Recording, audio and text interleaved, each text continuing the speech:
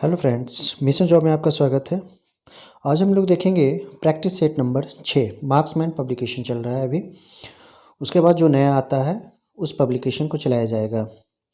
और अगर 2 प्रकाशन एक बार आता है तो फिर सुबह शाम करके प्रैक्टिस सेट दिया जाएगा। आप चैनल पे बने रहें, हर सेट इसमें दिया जाएगा, अपलोड किया जाएगा। तो सबसे पहला क्वेश्चन देख लें। बौद्ध शिक्षा का केंद्र है, देखिए विक्रमशिला भी है बौद्ध शिक्षा का केंद्र। खास करके प्राचीन काल में बौद्ध शिक्षा के 3 प्रमुख केंद्र थे, नालंदा, वल्लभी और विक्रमाशिली, जिसमें ऑप्शंस के अनुसार Vikramshila is the right answer. दूसरा है स्यादवाद सिद्धांत है। तो स्यादवाद जो सिद्धांत है वो जैन धर्म से संबंधित है। स्यादवाद को ही अनेकांतवाद भी बोला जाता है, आप पढ़े होंगे। उसके बाद तीसरा नंबर प्रश्न हम लोग देखेंगे। तीसरा नंबर प्रश्न कहता है, तीसरा नंबर प्रश्न, अलार कलाम कौन थे? तो अलार कलाम जो थे वो थे बुद्ध के एक गुरु। चौथा प्रश्न, शतपथ ब्राह्मण में उल्लिखित राजा विदेग माधव से संबंधित ऋषि थे? तो इसके सही जवाब हो जाएंगे ऋषि गौतम रहगुन। वो है 5 नंबर। किताब उल हिंद रचना के प्रसिद्ध लेखक का नाम बताना है। किताब उल हिंद, तो किताब उल हिंद जो रचा गया है वो अल बरूनी के द्वारा रचा गया है, जिसका ओरिजिनल नाम कह सकते हैं अल बरूनी का अबू रेहान, लेकिन बहुत जगह अल बरूनी ही यूज़ किया जाता है। छठा नंबर हम लोग देखें। छठा नंबर कहता है 1857 ईस्वी के संघर्ष में भाग लेने वाले सिपाहियों की सर्वाधिक संख्या थी। तो कहाँ से थी? तो ये अवध से था सबसे ज़्यादा। उस समय कहा जाता था कि उस समय में अवध में शायद ही कोई ऐसा परिवार हो जिसका सदस्य जो हो सेना में ना हो। अवध, अवध याद रखना है। 7वां नंबर सवाल है, गौतम बुद्ध ने अपनी मृत्यु के उपरांत बौद्ध संघ के नेतृत्व के लिए निम्न में से किसे नामित किया था? देखिए, आनंद महाकश्यप, उपाली, ये आपके ऑप्शंस हैं। उपयुक्त में से कोई नहीं इसका सही जवाब हो जाएगा, क्योंकि गौतम बुद्ध जो थे वो अपना कोई नेतृत्व के लिए, बौद्ध संघ को नेतृत्व के लिए अपना कोई कह सकते हैं उत्तराधिकार, कह सकते हैं उत्तराधिकार नामित नहीं किया था, इसलिए इसका सही जवाब हो जाएगा उपरोक्त में से कोई नहीं। 8वां नंबर सवाल हम लोग देखेंगे। 8वां नंबर सवाल कहता है, अध्यात्म ज्ञान के विषय में नचिकेता और यम का संबंध किस उपनिषद में किया होता है? तो देखिए, कठोपनिषद इसका सही जवाब हो जाएगा। कठोपनिषद में ही यम और नचिकेता का संवाद उल्लेखनीय है, इसको याद रखना है। उसके बाद 9वां नंबर हम लोग सवाल देखेंगे। 9वां नंबर सवाल कहता है, पृथ्वीराज विजय, पृथ्वीराज रासो नहीं, ध्यान देना है, इसमें फंस जाएंगे आप। पृथ्वीराज रासो चंद्रवरदाय लिखा, लेकिन पृथ्वीराज विजय का लेखक जो वो पूछ रहा है तो जयानक है, ध्यान देना है। सी हो जाएगा इसका सही जवाब। जबकि 10वां नंबर सवाल कहता है, शेरशाह की मृत्यु कैसे हुई, कहाँ हुई? तो आगरा, रोहतास, सासाराम ये मत दीजिएगा। सासाराम में इसका मकबरा भले मिल जाएगा आपका, लेकिन कालिंजर में 1545 ईस्वी में कालिंजर जब विजय के उपलक्ष्य में, उपलक्ष्य नहीं कह सकते हैं, कालिंजर आक्रमण जब किया था उसी समय बारूद के फटने से उसकी मौत हो गई थी, शेरशाह सूरी की। उसके बाद 11 नंबर देखेंगे। 11 नंबर सवाल कहता है, वर्ष 1939 में कांग्रेस को छोड़ने के पश्चात सुभाष चंद्र बोस ने किस दल की स्थापना की थी? तो कांग्रेस जब छोड़े थे सुभाष चंद्र बोस तो वो फॉरवर्ड ब्लॉक की स्थापना किया था। फॉरवर्ड ब्लॉक की स्थापना किए थे कौन? सुभाष चंद्र बोस। और कब किए थे? 1939 ईस्वी में। उसके बाद आगे देखेंगे 12 नंबर सवाल। 12 नंबर सवाल कहता है, भारत छोड़ो आंदोलन के संदर्भ में महात्मा गांधी को कहाँ बंदी बनाया गया था? तो भारत छोड़ो आंदोलन 9 अगस्त 1942 को शुरू किया गया था, और इसका जो नेतृत्वकर्ता जो थे वो महात्मा गांधी ही थे। और एक बात और याद रखें इसमें, अभी और आगे इसमें है भारत छोड़ो आंदोलन के बारे में। देखिए यहीं पे 13 नंबर सवाल है, इसलिए इसको हम यहीं पे बंद करते हैं, यानी कि इसका सही जवाब बम्बई हो जाएगा। 13 नंबर सवाल देखिए, निम्नलिखित में से किसने 1942 में भारत छोड़ो प्रस्ताव का समर्थन किया था? तो देखो, सबसे पहले भारत छोड़ो प्रस्ताव लाया किसने था?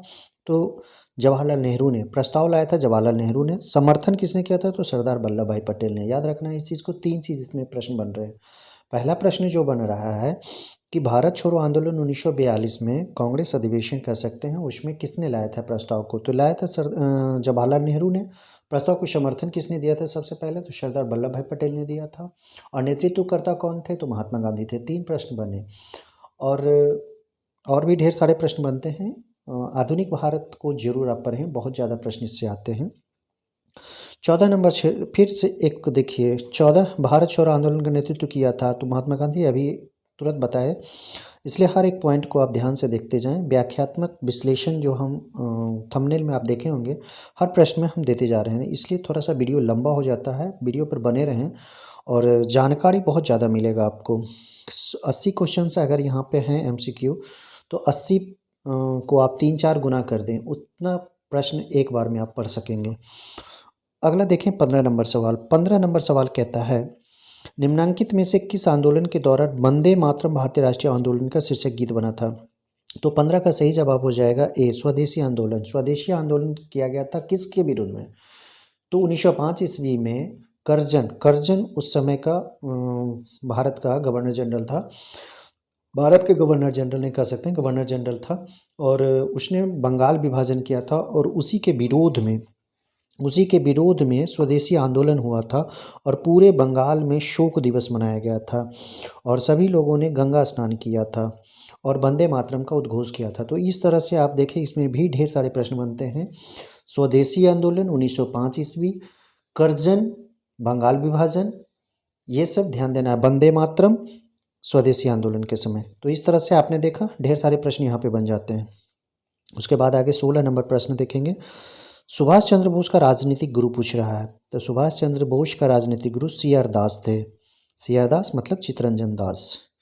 17 नंबर सवाल देखेंगे, निम्नलिखित में किसको अंग्रेजी सरकार ने काकोरी षड्यंत्र के मामले में फांसी पर चढ़ा दिया था? ऑप्शंस के अनुसार यहाँ राम प्रसाद बिस्मिल जी हैं, चंद्रशेखर आज़ाद नहीं फांसी पे चढ़े थे, फरार हो गए थे, भाग गए थे, जबकि राम प्रसाद बिस्मिल, अशफाकुल्ला, रोशन लाल, राजेंद्र लाहिरी को फांसी दिया गया था, और ऑप्शन में राम प्रसाद बिस्मिल है।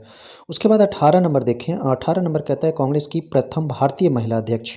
देखिए, भारतीय महिला अध्यक्ष, अगर कांग्रेस की महिला अध्यक्ष की बात करें तो 1917 ईस्वी में सबसे पहले कौन बने थे? Annie Besant. और 1925 ईस्वी सरोजनी नायडू, कानपुर अधिवेशन में। याद रखना है, कांग्रेस की प्रथम भारतीय महिला अध्यक्ष जो बनी थी वो सरोजनी नायडू थी, और कब बनी थी? 1925 के कानपुर के अधिवेशन में, कांग्रेस के कानपुर के अधिवेशन में। तो हमेशा हर चीज़ को आप देखते रहें, हर पॉइंट पे 3-4 प्रश्न बन जाते हैं। उसके बाद 19 नंबर अगर देखना चाहें, देखें 19 है, स्वदेशी आंदोलन के प्रारंभ का तत्कालीन कारण क्या था? देखिए, इस पर भी हम लोग डिस्कस कर चुके हैं। ये बंगाल जो विभाजन किया गया था लॉर्ड कर्जन के द्वारा, स्वदेशी आंदोलन उसी का तत्कालीन परिणाम था। ठीक है, बस यही क्वेश्चन था। क्वेश्चन के अनुसार आपका आंसर मिल गया। देखिए, अब अगर बने रहते हैं, वीडियो को पूरा देखते हैं, भगा के नहीं देखते हैं, अगर पूरे 80 प्रश्न को आप देखते हैं तो आप 80 प्रश्न नहीं देख रहे हैं, बल्कि 400 से 500 प्रश्नों को आप कवर कर लेते हैं, प्लस उन टॉपिकों को भी पकड़ने में महसूस होगा।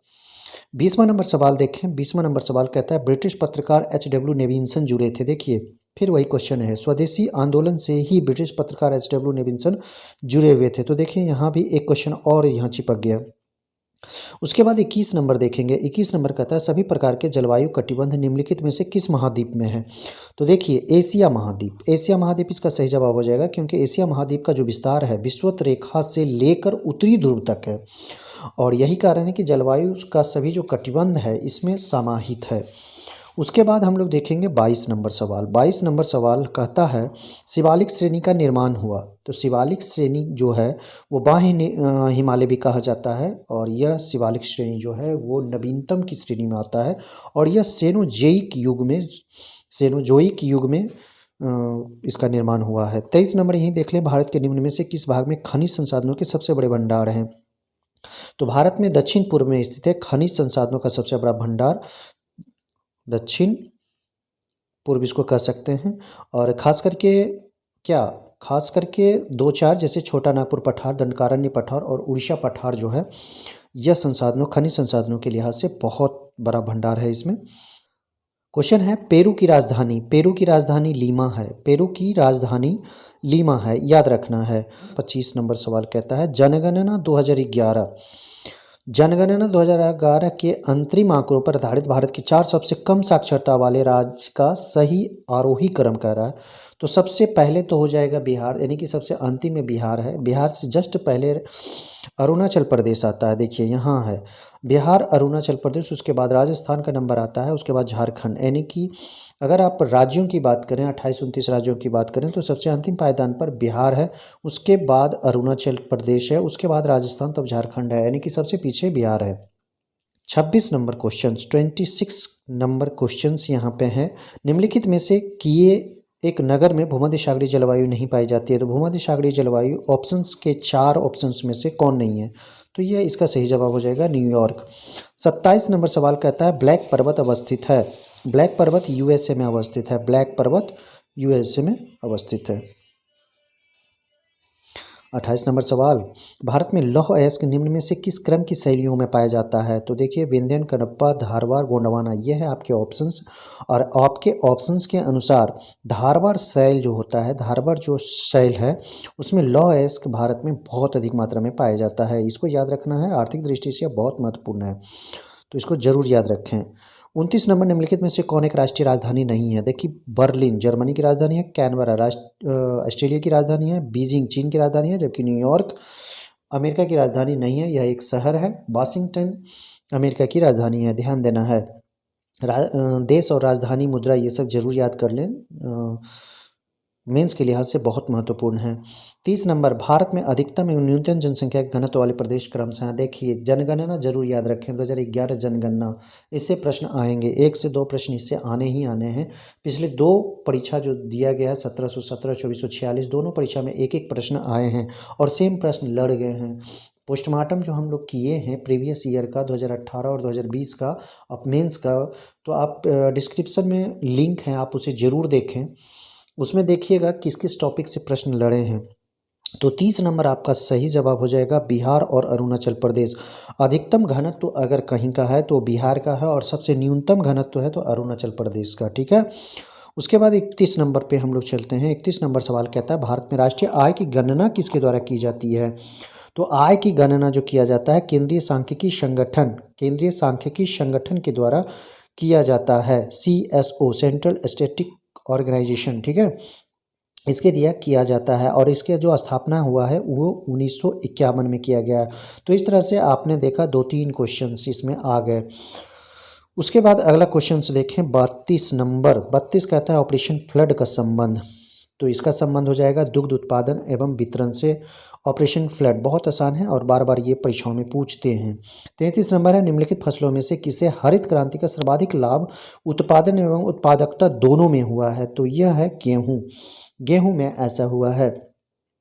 उसके बाद देखेंगे 34 नंबर सवाल। 34 नंबर सवाल कहता है 8वीं योजना के अंतर्गत योजना आयोगों ने भारत को जितने प्रमुख कृषि जलवायु प्रदेशों में विभक्त किया था वह संख्या पूछ रहा है, तो कितने में बांटा गया है, 15 जलवायु प्रदेशों में भारत को बांटा गया है। उसके बाद 35 नंबर सवाल देखेंगे। 35 कहता है सरकार द्वारा लगाए गए अवरोधों या प्रतिबंधों को हटाना क्या कहलाता है, तो यह उदारीकरण कहलाता है। उसके बाद 36 नंबर देखेंगे गुलाबी क्रांति संबंधित है, तो गुलाबी क्रांति किससे संबंधित है, यह संबंधित है प्याज से। क्वेश्चन आप देख लिए। 37 नंबर क्वेश्चन देखें, भारत का सबसे बड़ा व्यापारिक बैंक, तो ये आप ऑटोमेटिक बता देंगे, बहुत आसान है, स्टेट बैंक ऑफ इंडिया। उसके बाद 38 नंबर को देख लें। 38 नंबर कहता है वार्षिक आर्थिक समीक्षा को तैयार करने के लिए निम्नलिखित में से कौन उत्तरदायी है, यहाँ ध्यान देना, वार्षिक आर्थिक समीक्षा को कौन तैयार करता है, तो यह तैयार करता है वित्त मंत्रालय। वित्त मंत्रालय के द्वारा है वार्षिक आर्थिक समीक्षा तैयार किया जाता है। उसके बाद 39 नंबर क्वेश्चन देखेंगे, आंसर बता देंगे। गाय की जो नस्ल अधिक दूध देती है और वह है साहिवाल। 40 नंबर सवाल कहता है राजकोषीय नीति संबंध है, तो किस चीज़ से संबंधित है ये बताना है, यह संबंधित है लोक राजस्व एवं व्यय से। उसके बाद 41 नंबर देखें। 41 नंबर कहता है निम्नलिखित में से किस अधिकार को डॉक्टर BR अम्बेडकर ने संविधान का हृदय और आत्मा बताया है, तो वह अधिकार है संवैधानिक उपचार का अधिकार। आपने पढ़ा होगा कि सभी को अधिकार दिया गया है, मौलिक अधिकार। मौलिक अधिकार कहाँ से लिया गया है, तो यह अमेरिका के संविधान से लिया गया है, और मौलिक अधिकार भाग 3 में वर्णित है, याद रखना है, भाग 3 में वर्णित है, और यह कहाँ से कहाँ तक है, तो 12 से लेके 35 अनुच्छेद के मध्य अंकित है। और अभी जो चर्चा की गई है संवैधानिक उपचार का अधिकार, ये अनुच्छेद 32 में वर्णित है। और अनुच्छेद 32 जो कहता है, B.R. अम्बेडकर ने इसे संविधान का हृदय और आत्मा बताया है। क्यों? क्योंकि संवैधानिक उपचार के अधिकार के तहत इसमें 5 प्रकार के रीट जारी किए जाते हैं, ये भी आप जरूर पढ़ें। ये यानी कि मौलिक अधिकार जरूर पढ़ें, बहुत महत्वपूर्ण चैप्टर है ये। उसके बाद 42 नंबर हम लोग देखेंगे। 42 नंबर, भारतीय संविधान के किस भाग में संघीय न्यायपालिका का उल्लेख है? तो संघीय न्यायपालिका की बात अगर कर रहे हैं तो देखिए यहाँ जो आप देख रहे हैं, भाग 2 में नागरिकता से संबंधित वर्णन है, भाग 3 में मौलिक अधिकार, अभी हमने बताया मौलिक अधिकार का वर्णन है, भाग 4 में राज्य के नीति निर्देशक तत्व का वर्णन है, भाग 4A जो कि अनुच्छेद 51 ए में जोड़ा गया है, 42वां संविधान संशोधन के तहत कर्तव्य जो मौलिक कर्तव्य को जोड़ा गया है, ये भाग 4A में जोड़ा गया है अनुच्छेद 51A में। ठीक है, इसे याद जरूर करें। और मौलिक कर्तव्य कहाँ से लिया गया है? मौलिक कर्तव्य रूस से लिया गया है, याद रखें, ये भी बहुत महत्वपूर्ण चीज़ें हैं। उसके बाद भाग 5 कहता है, तो भाग 5 इसका सही जवाब हो जाएगा। संघीय न्यायपालिका का जो उल्लेख है वो भाग 5 में दिया गया है। उसके बाद आगे हम लोग देखेंगे 43 नंबर 43, भारतीय संविधान में राज्य के नीति निर्देशक सिद्धांतों का निरूपण निम्न स्थान के लिए किया गया है। तो याद रखें, राज्य के नीति निर्देशक सिद्धांत का वर्णन 36 अनुच्छेद 36 से अनुच्छेद 51 तक भाग 4 में वर्णन किया गया है। ठीक है, और यह क्यों किया गया है, किस हित के लिए किया गया है? तो यह सामाजिक और आर्थिक लोकतंत्र को मजबूत करने के लिए किया गया है। एक और चीज़ इसमें याद रखिएगा, अनुच्छेद नंबर 40 ग्राम पंचायतों का संगठन से संबंधित है, अनुच्छेद 40, और ये बहुत महत्वपूर्ण है, इससे प्रश्न बनते हैं। ठीक है, और आगे क्वेश्चन हम लोग देखेंगे 44 नंबर क्वेश्चंस। 44 कहता है मूल कर्तव्यों का वर्णन संविधान के किस अनुच्छेद में? देखिए अभी हमने कुछ देर पहले इसका डिस्कशन किया है, अनुच्छेद 51 का ए, मूल कर्तव्यों का वर्णन किया गया। कहाँ से लिया गया है? रूस से लिया गया है। कब इसको जोड़ा गया है? 1976 ईस्वी में 42वां संविधान संशोधन के तहत इसे जोड़ा गया था। तो इस चीज़ को आपने याद रखा, यह भाग 4A में वर्णित है। ठीक है, आगे फिर हम लोग देखेंगे 45 नंबर 45 कहता है खंड और जिला पंचायतों की सीमा में परिवर्तन की अधिसूचना कौन जारी करता है? देखिए अधिसूचना की बात हो रही है, क्वेश्चन को ध्यान से पढ़ना है।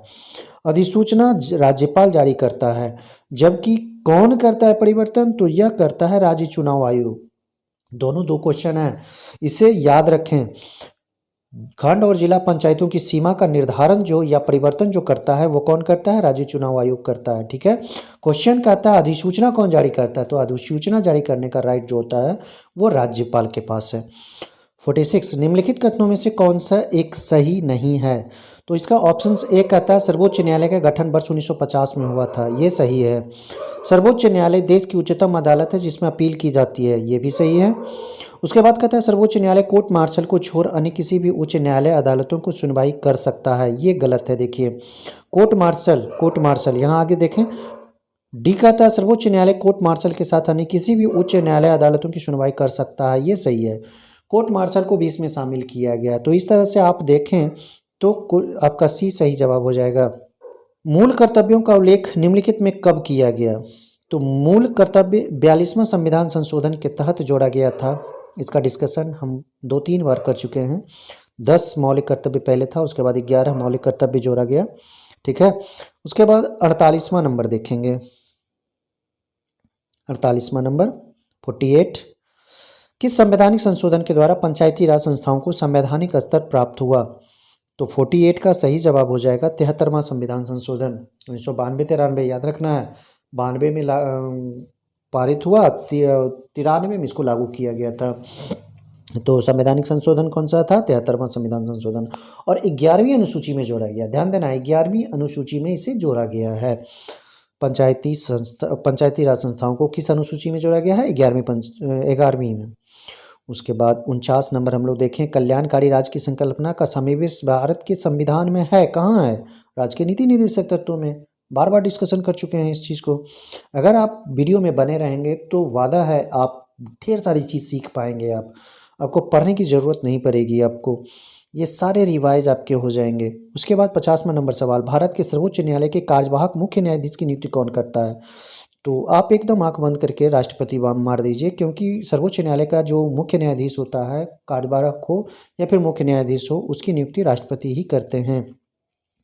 उसके बाद यहाँ हम लोग देखेंगे 51 नंबर, थर्मोस्कोप प्रारंभिक थर्मामीटर का आविष्कार किसने किया था? तो यह किया था गैलीलियो, प्रसिद्ध गैलीलियो। उसके बाद 52 नंबर का था, वायु की गति किसके द्वारा नापी जाती है? तो बहुत आसान है, एनीमोमीटर के द्वारा। उसके बाद 53 का था, मानव रक्त की श्यानता का क्या कारण है? देखिए ध्यान देना है, मानव रक्त की श्यानता का कारण क्या है?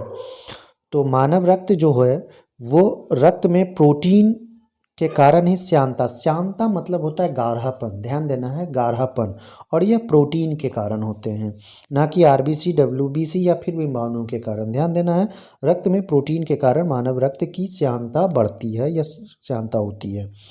उसके बाद 54 देखेंगे, 54 कहता है, डब्ल्यूबीसी का बनना आरबीसी का विनाश होता है, कहाँ होता है? तो एकदम स्प्लीन में, यानी कि प्लीहा में, याद रखना है 54 नंबर। और लाल रक्त कणिकाओं का जो जीवन काल होता है 120 दिन, ये भी याद रखना है, जबकि 3 से 4 दिन डब्ल्यूबीसी का, याद रखना है। बनता कहाँ है, मृत्यु कहाँ होता है? तो प्लीहा में, याद रखना है।